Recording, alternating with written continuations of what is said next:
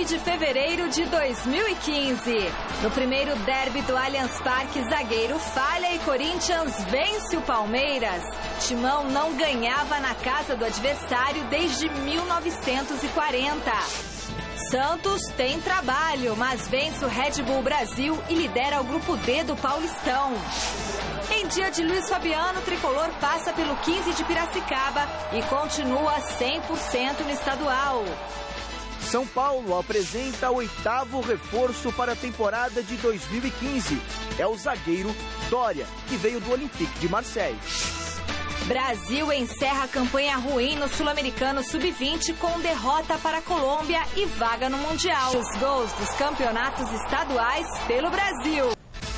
Olá, boa noite. No primeiro derby após a reforma do estádio do Palmeiras, deu Corinthians.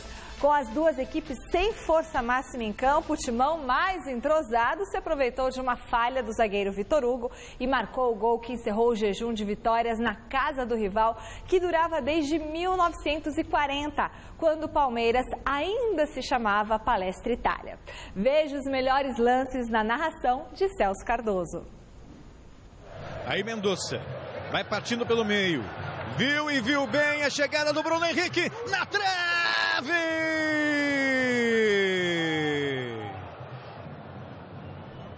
Tentou levantamento para a área, vem chegando o Palmeiras, o toque de cabeça, Cássio! Uma defesa sensacional aos 26 minutos do primeiro tempo de jogo.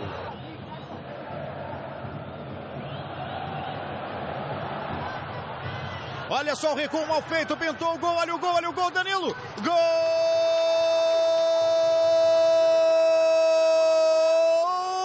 do Corinthians!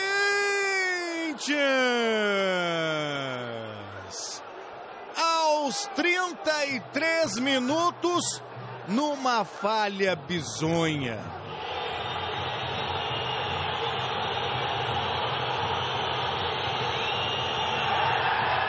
E ali, cartão amarelo para o Cássio. É que o árbitro sinalizou uma coisa e o auxiliar outra.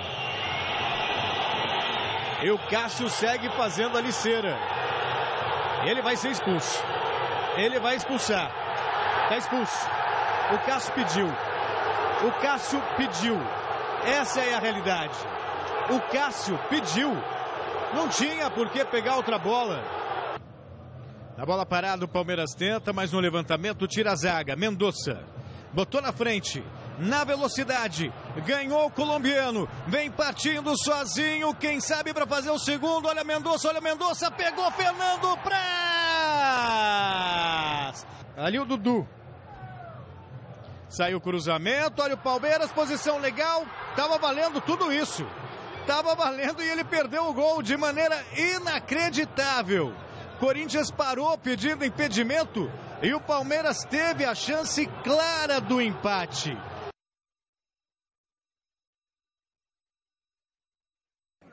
No primeiro derby da história do Allianz Parque, deu vitória do Corinthians por 1-0. Foi o terceiro resultado positivo na temporada do Timão, que agora viaja tranquilo para a Colômbia, onde na quarta-feira enfrenta o Once Caldas na partida de volta da pré-Libertadores. Já o Palmeiras sofreu a segunda derrota consecutiva e precisa reagir. A gente tem um time para se formar, mas não tem o tempo para se formar. A gente jogou na quinta, descansou na sexta, fez um treino tático no sábado. Agora a gente vai descansar, fazer o regenerativo na segunda, um treino tático na terça e já vai jogar de novo. Então é jogo em cima de jogo.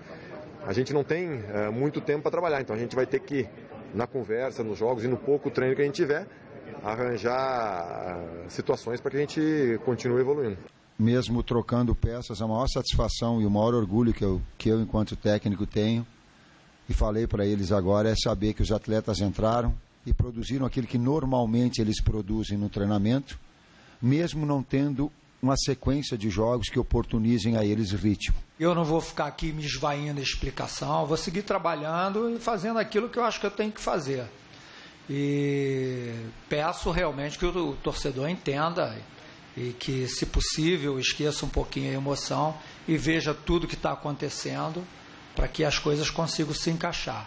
Estrear da forma como eu estreiei, vencendo, ajudando meus companheiros dentro de campo, acho que não tem estreia melhor, né? Então, tomara que possa ser o primeiro de vários, né, clássicos que eu possa disputar e ajudar a equipe do Corinthians que for necessário. O Corinthians não está com essa pujança toda, como você diz, mas está com o time pronto. Seria uma situação muito pior se tivéssemos um time muito mais fraco, precisando contratar e não ter recursos para isso. Mas a gente tem um time, na minha opinião, praticamente fechado, pronto, não tem que se gastar mais nada. O árbitro me autorizou uma rachuteira e me deu o cartão amarelo. Se eu tivesse feito uma coisa, se ele me autorizar, seria justo tomar um cartão, mas eu não. Ele me autorizou a amarrar as chuteiras e simplesmente depois me deu o cartão. Na segunda bola eu não vi, eu juro que eu não vi a bola. Eu fui gesticular com o zagueiro, com ele lá, e quando eu voltei, tanto você pode ver a imagem na TV, eu já fui virando jogando a outra bola. Até eu abri os braços porque a bola estava lá, outra bola. Não tem por que mentir, eu acho que ele se equivocou. E eu acabei tomando 2 cartões, acho que uma coisa inusitada, se eu me lembro, acho que é difícil também. Se ele chegar a pitar um jogo de Libertadores, aí quando o time argentino, vai expulsar o titular e o reserva, né? Porque os caras fazem de cera e coisa arada. Então é complicado porque de repente, por uma expulsão a menos, o time do Palmeiras tem qualidade, a gente poderia ter perdido o jogo e perdido um clássico. Eu sentei do lado do Cássio e ele olhou para mim e disse assim: professor, eu não vi a bola atirada, te dou a minha palavra que eu não vi a bola. E eu disse para ele, independentemente disso, quando a gente toma cartão, apressa mais os movimentos para não dar a interpretação a ele de que a gente possa estar desafiando ou alguma coisa nesse sentido. E o Cássio, tenho essa confiança em relação a ele. Se não fosse, ele assume. De uma coisa certa, nós temos que não ter mais jogadores expulsos. Chega.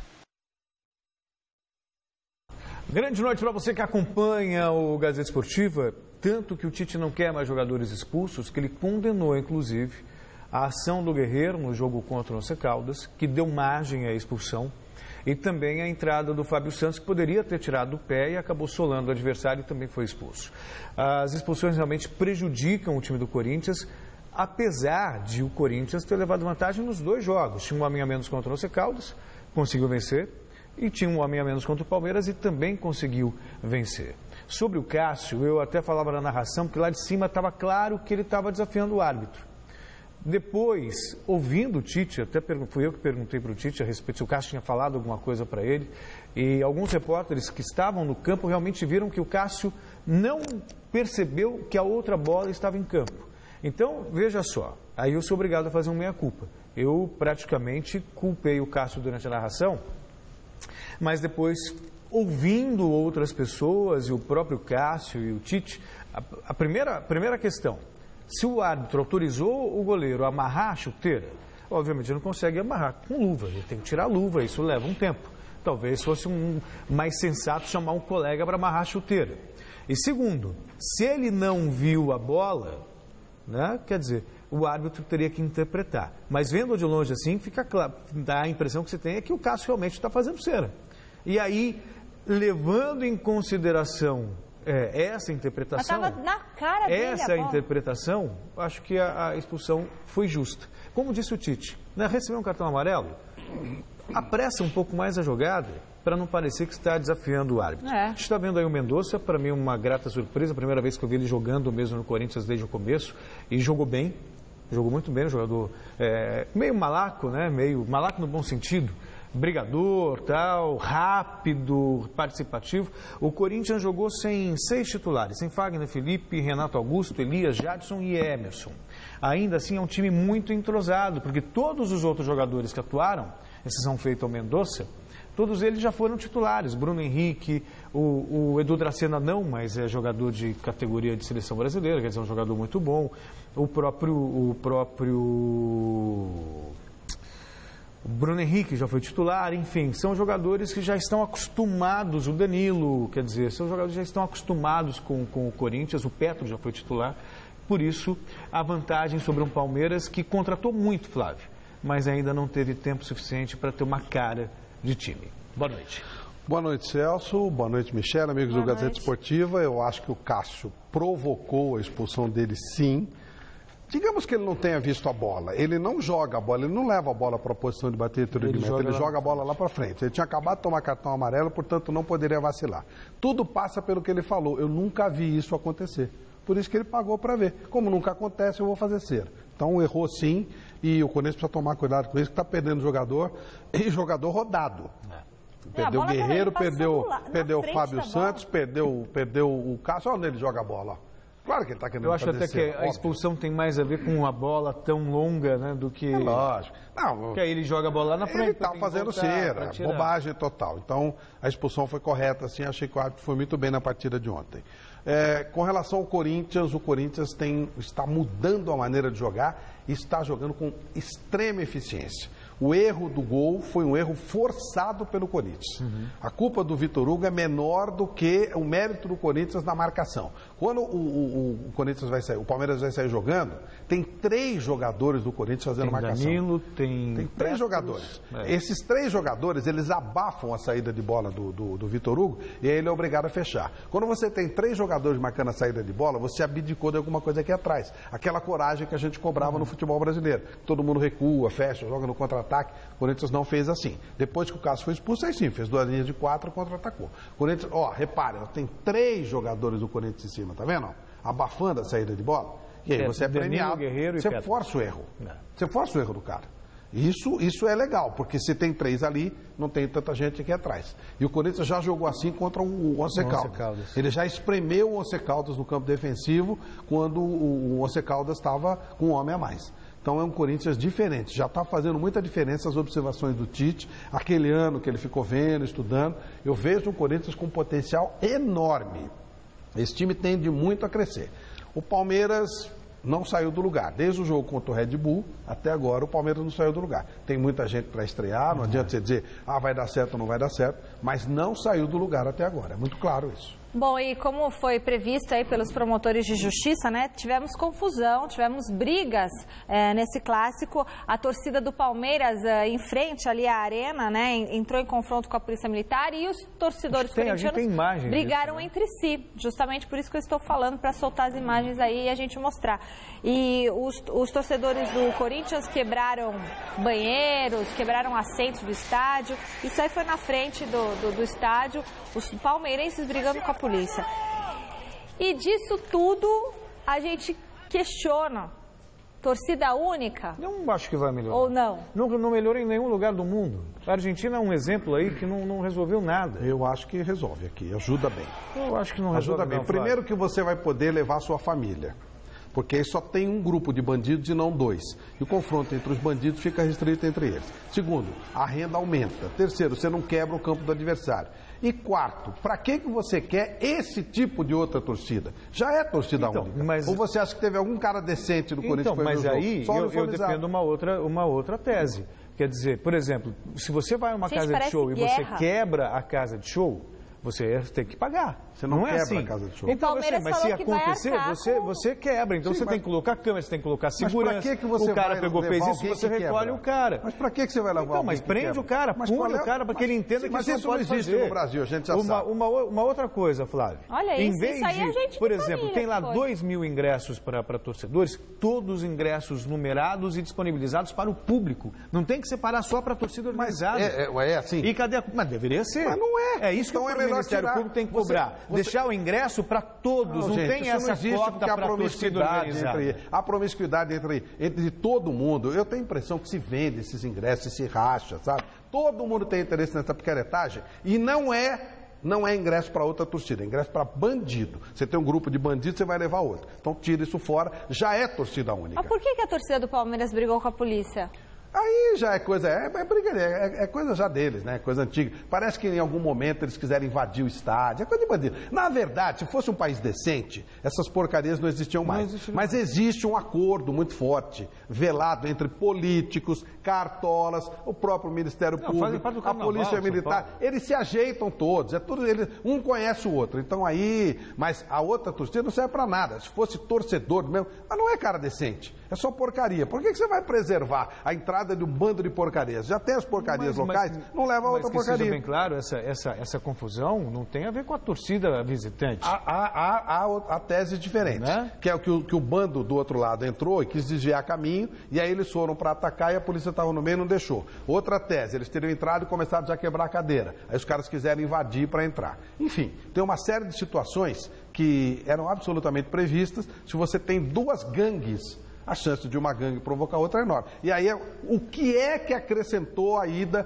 desses marginais da torcida do Corinthians no estádio? O que vai acrescentar a ida dos marginais da torcida de São Paulo no jogo do Santos? São cenas que se repetem em cada clássico. Não tem a ver com torcida única ou não. Mas como não? Não tem a ver ajuda com isso. muito. A gente está aqui mas eles brigam entre eles. A mesma coisa. Mas esses marginais não é que brigam. Não é por conta de torcida única. Mas você impede a família de ir no estádio. Ou você iria com a sua família no jogo desse? Mas eu acho que não iria em qualquer coisa. Não, se tivesse torcida única é mais fácil. Você só tem uma gangue e não duas. O problema é que aí são duas gangues. Você tendo uma gangue só, esse lixo não deveria ir para o estádio. Mas você tendo um lixo só, a possibilidade de você ser atacado, porque esses imbecis atacam por quê? Porque o outro tem a camisa do outro time, não sei o quê. Então, vai só uma gangue. Já que a gangue, ela tem esquema com os caras e ela não vai ser colocada fora, vai uma gangue só. Você evita de estar no meio de briga de gangues. Não tem utilidade. Para que serviu a torcida do Corinthians no estádio? Mas para mim... Vai servir para quê a porcaria da torcida? Para mim, a falência de segurança pública do país em tomar conta da violência. Espera um pouquinho, Celso. Mas a segurança pública do Brasil é falida. É falida, Você tem alguma dúvida disso? Não tem ela é falida. Ué, já que ela é falida, vamos tomar providência de uma segurança pública valida. Eles não têm competência para organizar um jogo decente, então feche seu espaço. Isso é só, não precisa assinar embaixo. Você tem alguma dúvida que a segurança pública no Brasil é falida? É mais do que falida. Né? Eu acho que essas porcarias, torcida uniformizada não presta para nada. Se você tirar uma, você já melhorou 50%. Mas enfim. Bom, quarta-feira tem clássico Sansão e o Ministério Público voltou a aparecer para cogitar apenas a presença de santistas na Vila Belmiro. Por isso, a enquete que está no ar no site gazetesportiva.net é sobre a polêmica de torcida única em estádios de futebol. Nós queremos saber, você é a favor de torcida única em jogos de futebol? Vou aqui do lado do Celso para ele falar. As opções são, Celso, sim, a favor em todas as partidas de torcida única. Esse é o Flávio, né? Sim, a favor. Sem dúvida. Sim, mas a favor apenas em clássicos. Ou não, você não é a favor de torcida única em jogos de futebol? Não sou a favor de torcida única em campo de futebol. Eu tenho lido muito a respeito de outros países, outras cidades que adotaram o esquema. Não resolveu. O que resolve é você punir esses bandidos. O que não pode são 50 torcedores do Corinthians, por exemplo, cercarem 4 torcedores de São Paulo, irem todos para a delegacia e todos soltos depois. Quer dizer, isso é que incita a violência. Você faz uma torcida única, os caras vão ficar esperando os outros arredores. Se eles se matarem lá fora, não tem problema nenhum. Então a violência não vai acabar. Vamos discutir um pouquinho essa história do não deu certo lá fora. Aqui em Minas deu certo. Cruzeiro e Atlético. Na Argentina, os caras estão se matando a quilômetros. E não tem o menor problema. Estão se matando. Mas eu não estou preocupado com eles se matem. Você não resolve a questão da violência. Mas espera um pouquinho, Celso. Se por exemplo, torcida do Santos e São Paulo vão jogar. Se os caras marcarem um encontro na Via Anchieta, lá no quilômetro 17, 20, que se matem. Depois passa o caminhão de lixo e recolhe. O que não pode é impedir que o cara vá no estádio. No cerco, só entra a torcida de um time, só entra a família. Agora, eu não estou preocupado com eles. Eles são bandidos. Eles marcam as brigas deles, que se danem. Agora, lá na Argentina, o que acontece? Tem emboscada de torcida contra outro. Mas isso não me importa nem um pouco. Eu quero que eles se danem. Eu quero as famílias nos estádios. O que eu digo, mas não resolve a mesma coisa. A violência continua. Não, mas a violência entre eles não me incomoda nem um pouco, não. Me incomoda a violência contra famílias. Quer saber a sua opinião? Entre no site gazetesportiva.net e vote. O resultado sai no final do programa de hoje. Tema bem polêmico, né? No Pacaembu, São Paulo nem precisou se esforçar muito para vencer o 15 de Piracicaba e seguir com 100% de aproveitamento no Paulistão. Veja os gols com a narração de Osmar Garrafa. O Ganso tem liberdade, ó, recebeu e daí pode criar boa jogada. O toque, eu tô dizendo, olha o gol, olha o gol, olha o gol, olha o gol.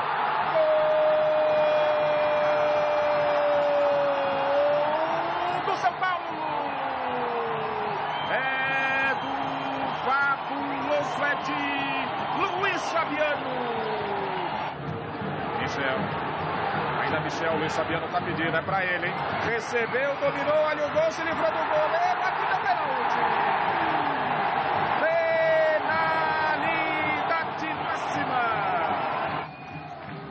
Autorizado, correu, Rogério, bateu, é gol!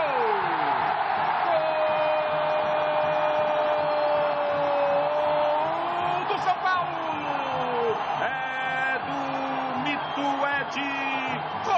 Ceni. Esta foi a terceira vitória consecutiva do São Paulo no campeonato estadual. Mas o técnico Muricy Ramalho quer a equipe com os pés no chão. Sabe que o time tem muito a melhorar ainda. E o objetivo maior está para a estreia da Copa Libertadores da América, dia 18, provavelmente contra o rival Corinthians. Claro que é importante ganhar porque dá confiança, né? Mas esse time pode mudar muito pro jogo da Libertadores. Eu não tenho esse negócio de mudar, eu mudo a hora que eu quiser, pô. Não achar que o time é o ideal contra o Corinthians, eu mudo. Não é porque ganha. Tá ganhando jogos, mas a gente tem que encorpar um pouco mais para o jogo contra o Corinthians, que já é outra coisa. Uma Libertadores é diferente. Ecoou o grito de que Libertadores é obrigação. Isso é normal?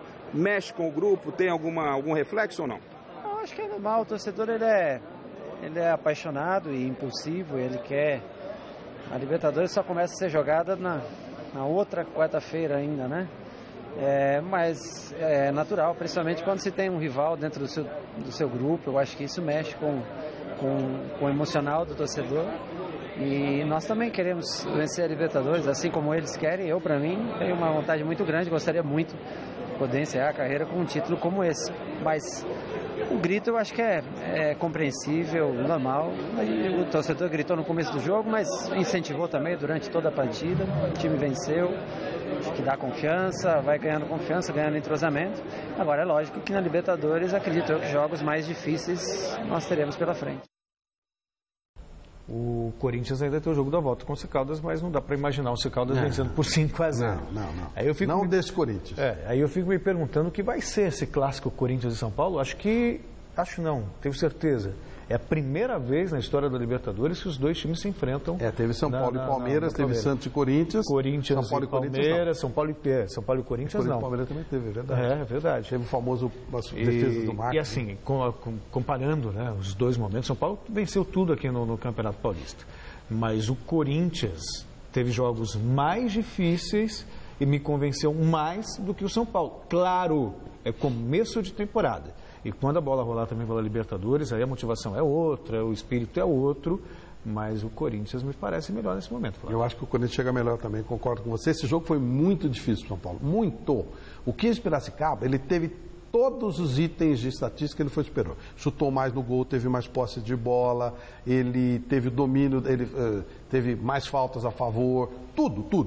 É que, obviamente, a individualidade do São Paulo resolveu. É uma pena porque o Roque Júnior, ele conhece muito futebol, técnico do 15, montou um time de uma maneira moderna, mas o material humano é fraco. Claro que já se sabia disso. Ele não fez um ponto até agora. Eu espero que ele tenha tempo para jogar, porque é um técnico, é um cara que tem tudo para ser um grande técnico de futebol. Em São José do Rio Preto, o Peixe saiu na frente, viu o Red Bull Brasil empatar, mas um pênalti polêmico marcado pelo árbitro Rodrigo Guarizo do Amaral definiu a vitória do Santos. O Santos abriu o placar quando o Red Bull logo aos 2 minutos de partida. Giovânio recebeu ótimo lançamento pela direita, ganhou do marcador na corrida, cruzou e a bola acabou desviando em Fabiano Heller antes de morrer no fundo do gol. Red Bull chegou ao empate aos 44 minutos com o veterano Edmilson, completando de cabeça cruzamento de Jonas. 1-1 no Teixeirão. Mas nem deu tempo para comemorar. No minuto seguinte, a zaga do Red Bull marcou bobeira. Juninho recebeu a bola na fogueira, dividiu com o Thiago Ribeiro e o juiz marcou pênalti. Na cobrança, Ricardo Oliveira não deu chances ao goleiro e colocou o Peixe novamente em vantagem. E ficou nisso. Santos 2, Red Bull 1. É de novo a marcação de saída de bola, que ajuda muito, só que tem um pequeno detalhe, né? Não foi pênalti. Eu também não achei, não. O Guarizo estava muito longe, porque o Santos faz a marcação da saída de bola e o árbitro está lá atrás. Não foi pênalti, não. O Thiago Ribeiro foi muito esperto. E o jogo foi um jogo para empate, viu, Celso? Foi um jogo para empate, né? Mas enfim, o Santos fez 7 pontos em 9. Merece respeito. Claro, para quem esperava o pior do Santos da temporada, né? É um começo para dar moral. Agora, foi um castigo, né? Tinha acabado de fazer o gol, né? E de repente esse vacilo aí na saída de jogo. Está sendo forçada, está forçando a saída de bola. Agora ele toca na bola primeiro, né? E a bola o Thiago Esperto deixou o pé, né? Fez certinho, claro. O jogador tem que tentar cavar um pênalti. Eu concordo com você, também não foi pênalti, não. Mais 7 jogos completaram a terceira rodada do Paulistão. Em Penápolis, Penapolense e Ituano ficaram no 0-0. Em Sorocaba, São Bento ganhou do Marília por 3-0, mesmo placar da vitória do Rio Claro diante do Linense em Rio Claro. Nas outras partidas, 3 empates por 1-1 e vitória do Mojimirim com direito a gol do filho do presidente Rivaldo. O São Bernardo, por pouco, não conseguiu uma vitória contra o Capivariano na BC Paulista. Magal fez 1-0. Mas, aos 48 do segundo tempo, Francis achou um golzinho salvador e definiu o placar, 1-1. O Mojimirim chegou à vice-liderança do Grupo A com a boa vitória sobre o Bragantino. Magrão de pênalti e Diego Maurício fizeram um gol para cada lado. Mas, aos 39 do segundo tempo, Rivaldo Júnior colocou a cabeça na bola e deu a vitória ao Mogi, final 2-1. A Ponte Preta foi até Ribeirão Preto visitar o Botafogo e voltou com um empate. Rildo fez 1-0, mas Wesley no minuto seguinte tratou de deixar tudo igual e ficou assim, 1-1. Em Osasco, Audax e Portuguesa ficaram na igualdade também. Diego abriu o marcador para a Luz aos 14 da etapa inicial, mas Rafael Longini, de falta aos 23, empatou a partida. A Portuguesa está na liderança do Grupo C. O Audax é o lanterna do B. A rede balançou também pelos principais estaduais do Brasil, com destaque para os clássicos entre Atlético e Paraná Clube, Sport e Náutico. Veja os gols. No Recife, clássico entre Sport, Náutico e o time da Ilha do Retiro levou a melhor. Depois da confusão na área, Samuel fez o único gol da partida, 1-0. Mesmo placar da vitória do Atlético sobre o Paraná no estadual paranaense. Ratinho colocou a mão na bola dentro da área e Bruno Pelissari converteu o pênalti que deu a vitória ao Furacão.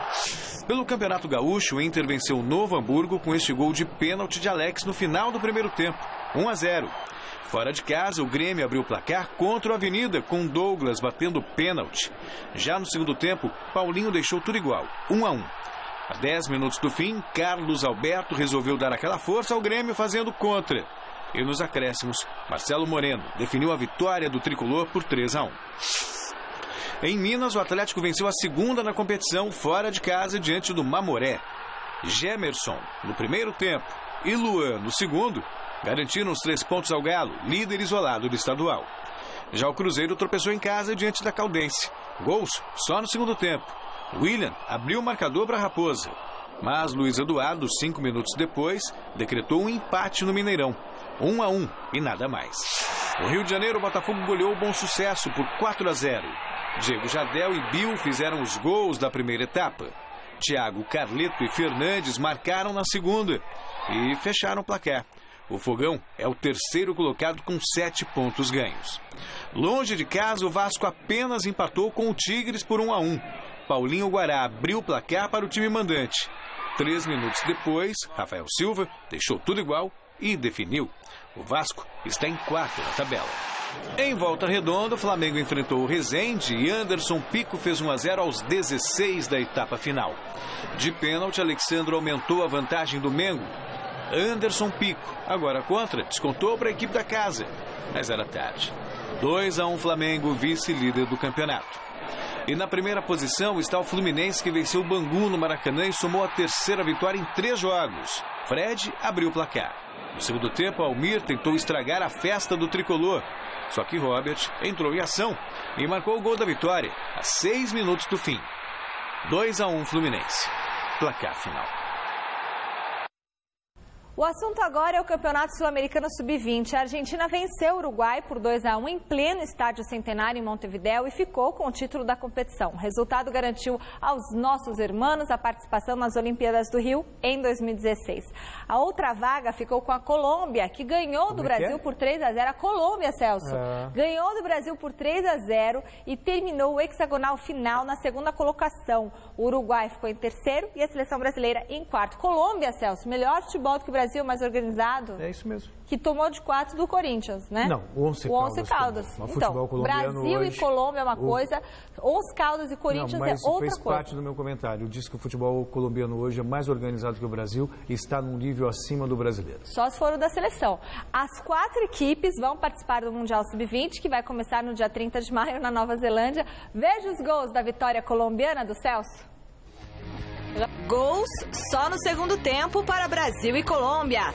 Barreira, aproveitando o cruzamento, fez o primeiro para os colombianos. E Rodrigues, em jogadas de contra-ataque, marcou 2 vezes e definiu o duelo em Montevidéu. Brasil 0, Colômbia 3. A seleção brasileira termina o Sul-Americano na 4ª colocação, com classificação assegurada para o Mundial Sub-20. O Brasil também já está garantido nos Jogos Olímpicos de 2016 por ser o país sede. Se esse é o futuro do futebol brasileiro, né? Que triste que é. E outra coisa, Flávio, mais um exemplo para mim. Hoje, o futebol colombiano é melhor que o brasileiro. Não só o colombiano, chileno também. O problema todo passa por falta de organização, falta de filosofia de jogo. Você pode ter até uma ou outra individualidade aí, mas você não consegue montar time. Você monta time jogando de maneira arcaica, a metodologia de jogo é a metodologia superada. O Galo acha que não precisa, por exemplo, de psicólogo no time, quando é uma coisa fundamental. A Alemanha, por exemplo, ela desde criança, o garoto tem um acompanhamento. Enfim, detalhes. Não é o psicólogo que ganha, mas é o psicólogo mais a metodologia, mais a preparação, mais o esquema tático. São fatores. E o Brasil, você reparou, não mudou nada depois de 7-1. O Brasil tomou 2 times brasileiros, foram eliminados por times africanos. O Santos tomou de 4 e de 8 do Barcelona. O time perdeu de 7-1 na Copa do Mundo. Na última vez que fez o Sul-Americano, o Brasil nem se classificou para essa fase, agora ficou em 4º lugar. Mas os caras não tomam providências. Tá bom, o problema desses caras. Afinal, nós somos comandados por incompetentes. Claro. E ninguém toma providência, os clubes aceitam, todo mundo aceita o problema dele. Mas está mais do que claro que o nível está caindo cada vez mais. Aliás, eles me parecem muito mais preocupados com o dinheiro que entra em conta, né? Só estão preocupados do que com a qualidade do futebol brasileiro. Uma nova tragédia marcou o primeiro final de semana após a reabertura dos estádios de futebol para jogos entre equipes locais no Egito. Pouco mais de 3 anos depois da confusão que resultou na morte de 74 torcedores em Port Said, as ruas do Cairo voltaram a ser palco de enfrentamentos entre torcedores e policiais, e isso resultou em novas vítimas fatais antes da partida entre Zamalek e ENP. 2 versões circulam sobre o início do confronto. Segundo as autoridades, torcedores do Zamalek tentaram forçar a entrada nas arquibancadas sem terem ingressos e 19 morreram pisoteados na confusão. Já os torcedores afirmam que a polícia fez uma emboscada, fechando uma espécie de gaiola na entrada do estádio e abusando de bombas de gás lacrimogênio e balas de borracha, gerando pânico e resultando na morte de cerca de 40 pessoas, segundo a imprensa local. A partida foi realizada mesmo assim, mas depois das mortes, o governo egípcio anunciou a interrupção da Liga Nacional por tempo indeterminado. A presença de torcedores nos estádios em partidas locais havia sido liberada na última quarta-feira, depois de várias torcidas rivais se unirem para pedir o retorno às arquibancadas. Ou seja, ainda é muito viva na memória aquela invasão, era o jogo do Al-Ahly com o Al-Masry. Estava empatado e 74 torcedores morreram. Agora a situação se repete. O mundo está de cabeça para baixo, Flávio. Aí tem no Egito, só um ingrediente político nessa história toda. Não é uma coisa... A própria rivalidade com a polícia. Porque isso aí que os caras tiveram... Isso aí acontece todo dia aqui no futebol brasileiro. Ontem lá no Palmeiras foi a mesma coisa. Acontece toda hora. E não mora esse bando de gente, né? Se bem que aqui os caras são treinados, né? São pelotões de guerra, são treinados. Mas tem também ingrediente político. E aí não adianta.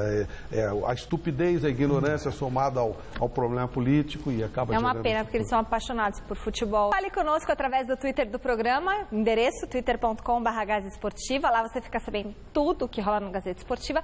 E você pode visitar os nossos blogs no site gazeteesportiva.net, o blog do Flávio Prado, no Mundo da Bola, o blog do Celso Cardoso, na Cara do Gol, e o meu blog, Bela Jogada. A gente espera a sua visita.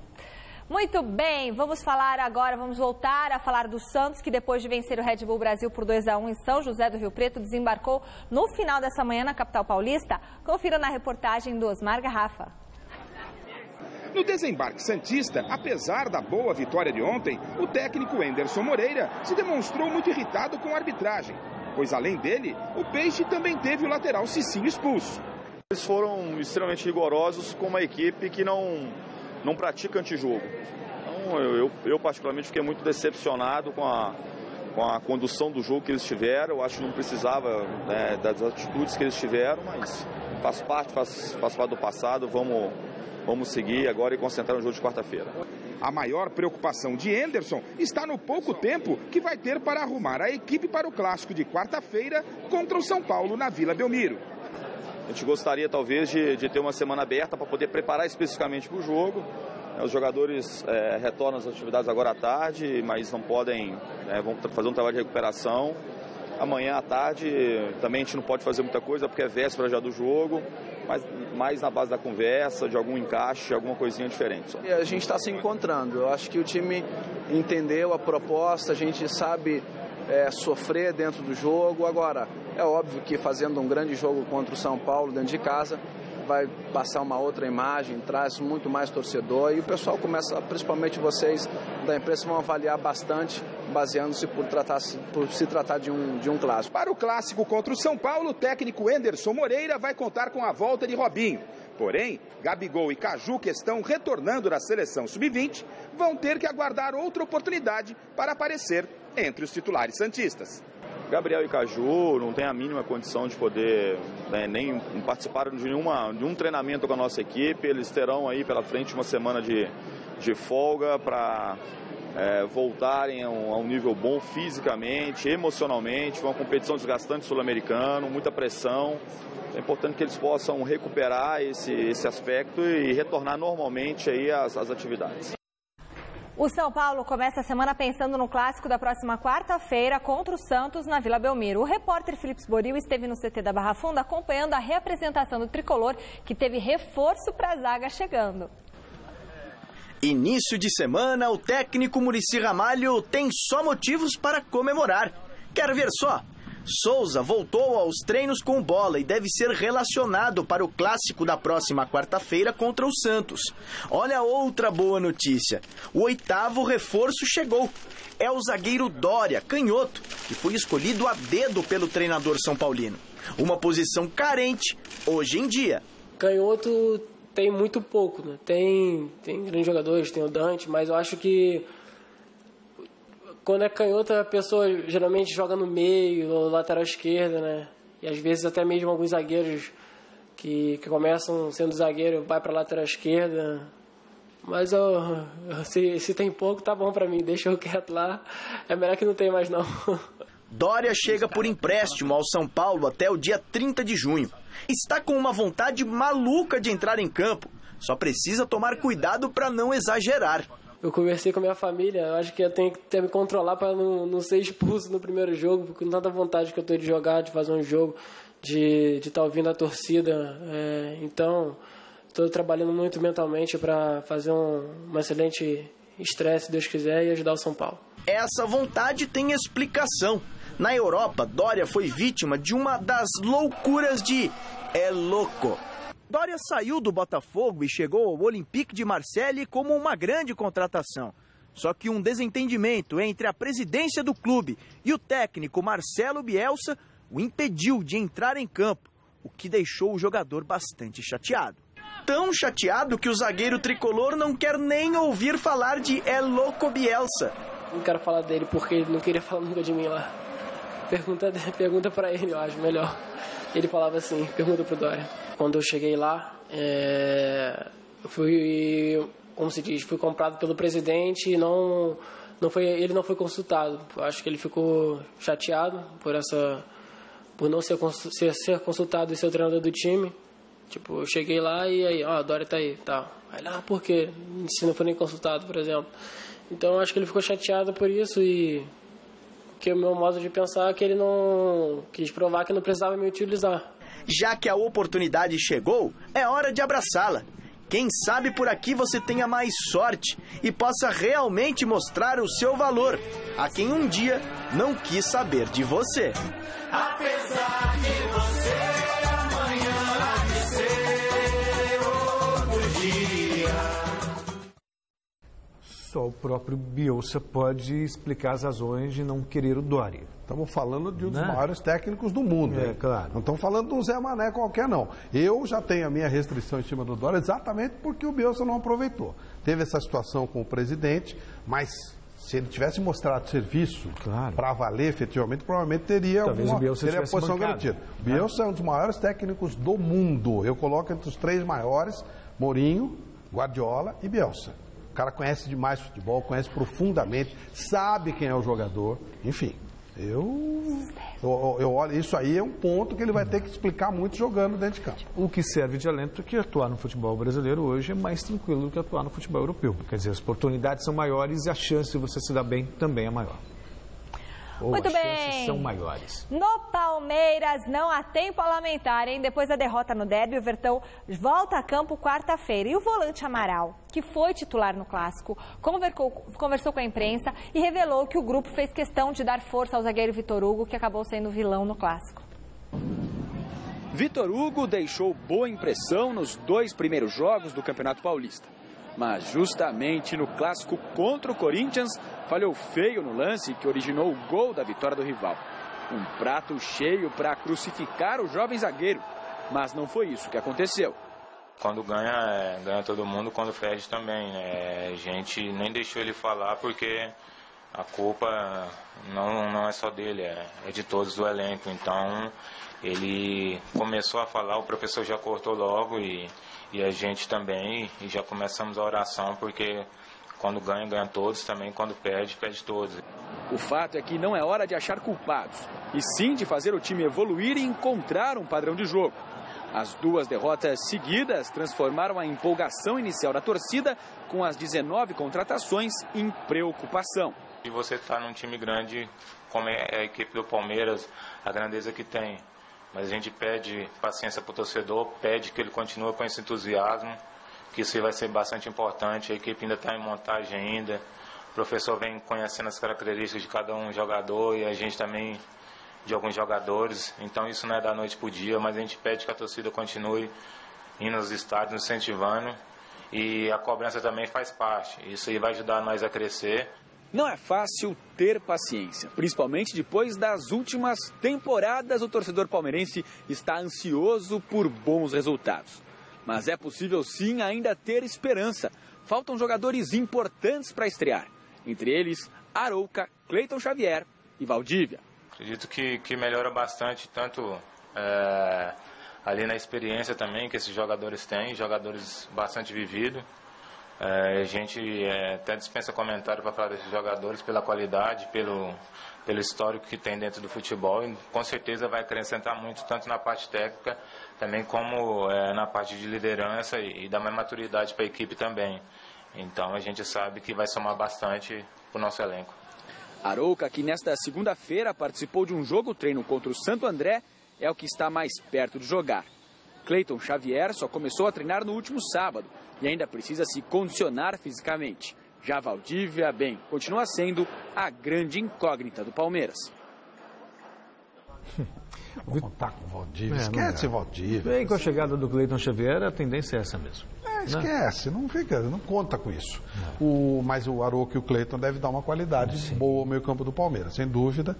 E olha, realmente foi um erro de todos mesmo. A pressão do ataque do Corinthians não foi seguida do acompanhamento de todo o resto do time. Então ninguém tem que assumir individualidade. É que o Vitor Hugo deu para perceber o constrangimento dele. Acho que ele ficou meia hora pedindo desculpas para cada jogador do Palmeiras, porque o recuo final foi dele, né? O recuo foi muito... Ai, coitado, muito, né? Cadê o apoio? Muito fraco, Não, eu sei, pois é, não teve apoio, mas o erro maior foi dele mesmo. Coitado, então, por isso, imagina, jogando em casa, diante do maior rival, e comete um erro desse, deu dó mesmo narrando o jogo e vendo o constrangimento dele depois desse erro. Mas acontece, né, Flávio? Quer dizer, depois ele ainda buscou o gol, quase marcou o gol de empate. Ele é um profissional, tem que estar sujeito a isso e saber sair disso também. Mas o Petros também teve mérito, né? Ele teve muita... Claro, sem dúvida. O time todo do Corinthians não abafa.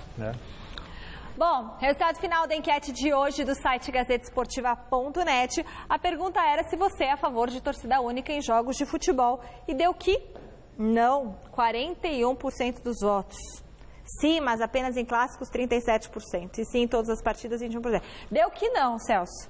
Você é a favor da torcida única? Não, 41% dos votos. É a sua opinião, né? É a minha. Não. Também não sou dono da verdade. Muito bem, o programa termina aqui. Amanhã, 10h30 da manhã, tem Super Sport. E a gente se encontra às 6 da tarde. Eu falo 6h30 da tarde, 6 da tarde no Gazeta Esportiva. Se encontra o tempo inteiro, né? Estão sempre juntos. Até daqui a pouco no Jornal da Gazeta. Até já. Você vai ver. Um abraço, tchau. Você vai ver.